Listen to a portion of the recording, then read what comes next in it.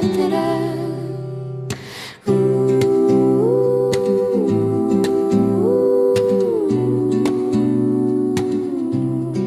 Amar es ponerse casco antes de besar, atravesar dragones de inseguridad, es lanzarse sin paracaídas al compás de un me quieres sin manual de verdad.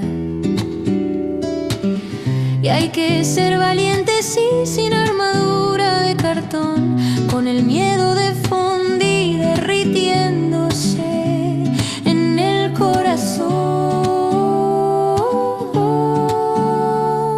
Se necesita valor para abrir las puertas del temor.